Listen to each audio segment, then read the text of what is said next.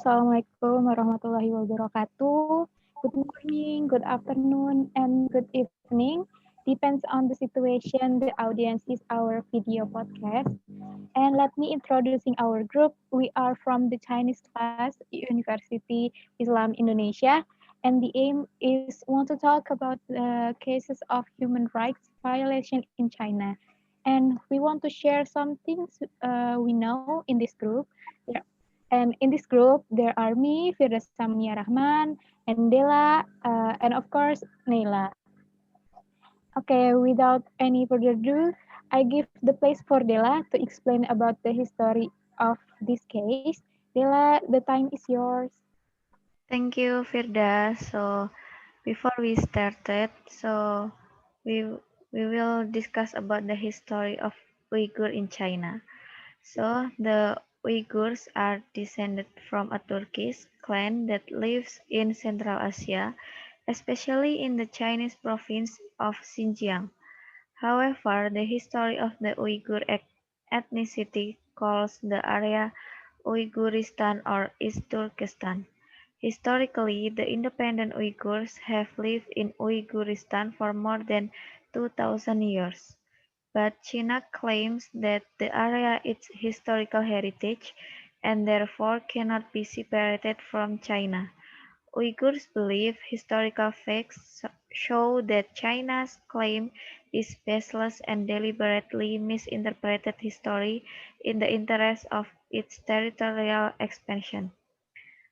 Uyghuristan is fertile land, 1,500 miles from Beijing, covering an area of 1.6 million kilometers, nearly 1/6 of China's territory, and Xinjiang is the largest province in China. In the north, the Uyghurs land bordered Kazakhstan, Mongolia to the northeast, Kyrgyzstan and Tajikistan in the northwest, and with Afghanistan, Pakistan in the southwest. The Uyghurs are of a different race from Han Chinese. They look more like Caucasian Europe, while Han look like Asian people. The Uyghurs have a history of more than 4,000 years. Throughout that time, they have developed their unique culture, social system, and have contributed a lot toward civilization. Since long time ago, many Uyghurs become teachers in Imperial China, serving as ambassador in Rome, Istanbul, and Baghdad. Most of the early Uyghur literary works were translated into Buddhist and Manichaean religious texts. However, there are also narrative works, poems, and epics that have been translated into German, English, and Russian. Even though they have embraced Islam, the dominance of indigenous Uyghur culture has persisted in Central Asia. In fact, with the entry of Islam, Uyghur literature and science continue to develop. Some well-known literary works include Yusuf Has Najib's Kutatku Bilik, Divani Lugari Turk by Mahmud Kashari, and Atabtul Haqaiq by Ahmed Yukneki. But the Uyghurs have a fate similar to that of the Rohingya. They experience discrimination in the countries where they live, which is China. So, uh, what is your opinion, guys, about the causes the Chinese government violate Uyghurs? Well, so I think Uyghur case is not a new case, right? Because I think it was happened several years ago, and many people think that Uyghur is an religion case. But after I read from an article, I think the cause of Uyghur is not only about religion, just like you or about the heritage, right? So I think one of the cause of this conflict is because of the Chinese government for the political and economic interest in the Xinjiang province. Because as we know, as based on what I read, in Xinjiang province have a lot of natural resources that can give a lot of good income to to its area, and also the Uyghur is the China's access point to vital trade route throughout Central Asia, Europe, Africa, and coupled with the natural wealth in the Xinjiang region in the form of oil field gas. So I think it's not only about religion factors, but it's also about the economic and political interest. So how about you guys? What do you think about it? So maybe I just, in my opinion, there is three causes the China government violate Uyghurs. Maybe the first is the Chinese government suspect the Uyghurs are rebels. So when viewed from the physical, the Uyghurs have a white physique and are culturally closer to the Turkestan race. The unfortunate fate of the Uyghurs began when World War broke out. At the time, Xinjiang residents, including Uyghurs, were trying to join the Soviets, but it didn't work because the nationalist troops sent by Beijing finally forced Uyghurs to stay within the PRC's sovereign territory in 1949. Since then, Uyghurs have been labeled as having rebellious tendencies by high-ranking officials in Beijing. China's economic policy that prioritizes high ethnicity has only made matters worse. And the second is paranoia if Uyghurs want to leave China. So the Chinese government is also suspicious of the Uyghurs. They are considered to want to escape from the PRC. There is additional discrimination. Human Rights Watch says it has been difficult for more than 10 million Uyghurs to apply for passports. Different from Han citizens who easily work abroad, for ethnic Uyghurs, immigration officials require them to submit dozens of documents and interviews to check their political ideology. And the third cause is Uyghurs accused of joining terrorist network. So as a result of this discriminatory treatment, the Uyghurs finally attacked the Han people. Their targets were officers of the Han ethnicity. The most violent attack occurred in January 2007. An estimated 18 Uyghurs were shot dead on charges of joining an international terrorist network. There was even news of military attacks on several villages that were accused of being terrorist hotbeds, including a ban on fasting for Uyghurs during Ramadan. However, it was denied by the Communist Party bureaucrats, the party that is still in power in China. So maybe Firda will more explain about the example of human rights violations against Uyghurs in China. Okay, thank you, Dela. Uh, as what Dela said before, when she tells about the history, the Uyghur are a minority ethnic group in the Xinjiang and located on the western and northwestern of China. And this tribe has its own province with autonomous status. And I have several cases uh, about this case. The first one is genocide crimes. Genocide or is a large-scale massacre systematically against an ethnic group with the intention of destroying the nation.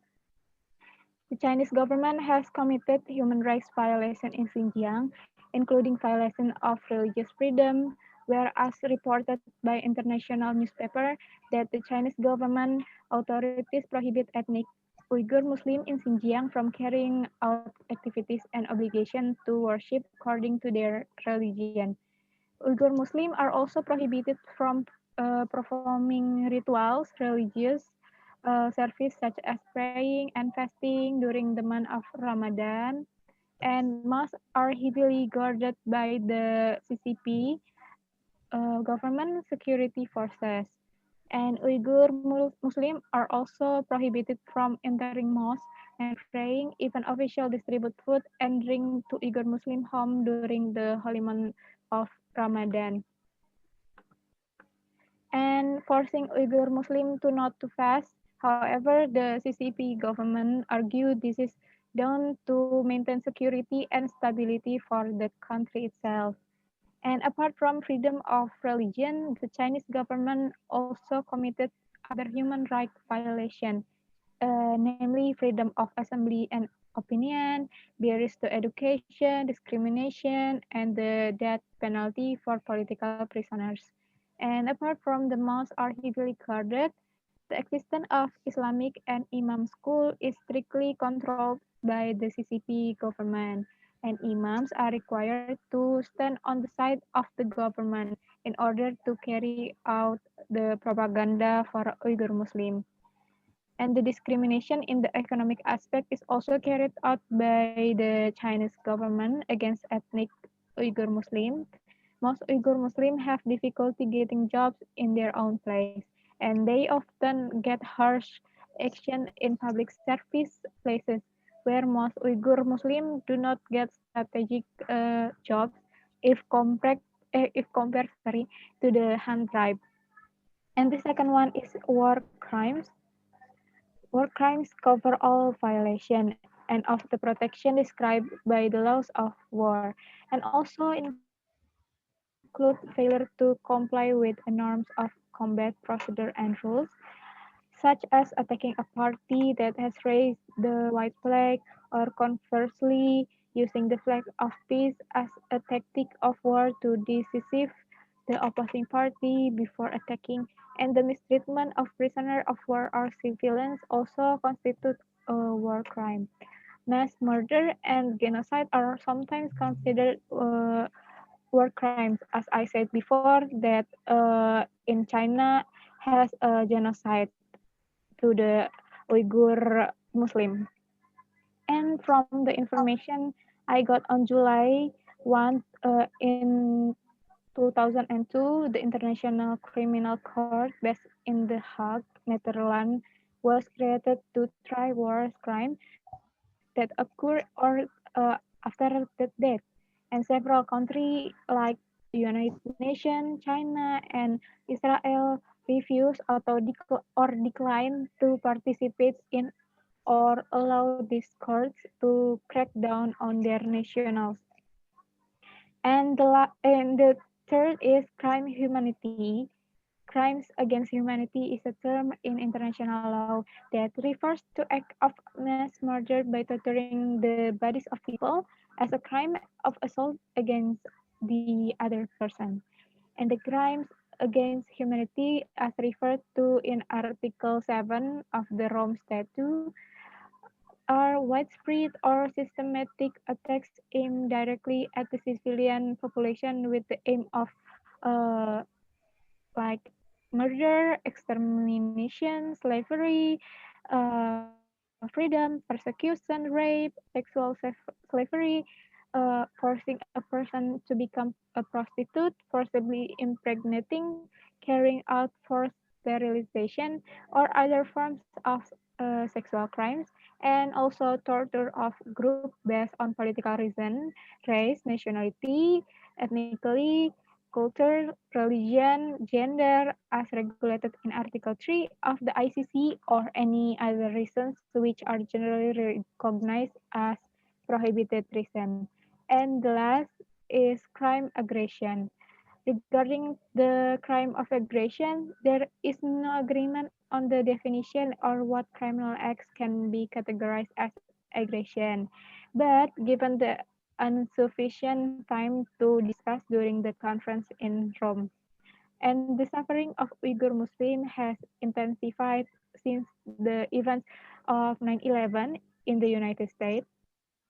For the first time, the Chinese government has asserted that the anti-government separatism movement in Xinjiang and to the movement led by international terrorist Osama bin Laden, China also claims that the ETIN or Eastern Eastern Turkestan Islamic Movement, which is the anti-government movement of the Uyghur group, received funding and training directly from the terrorist network led by Osama bin Laden.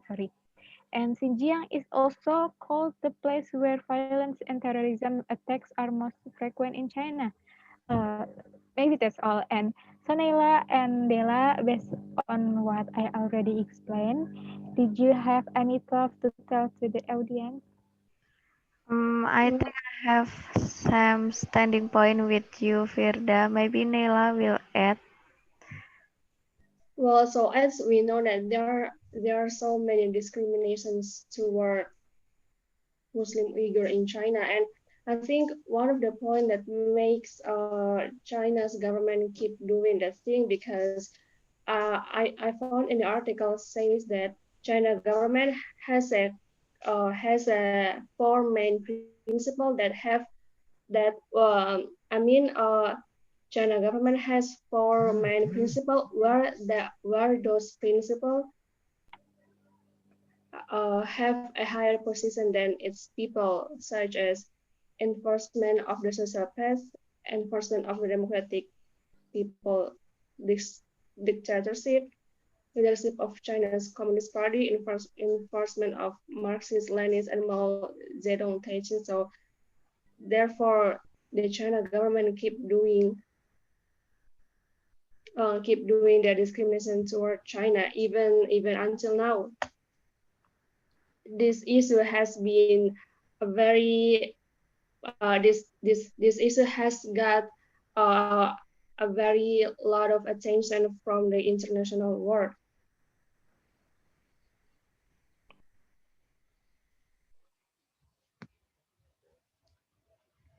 From the international world, for example, like as stated by the Institution of Australian Strategy Policy, says that there are 600 mosques that have been destroyed by the Chinese government, and also according to the AFP on 25 September 2020 this year,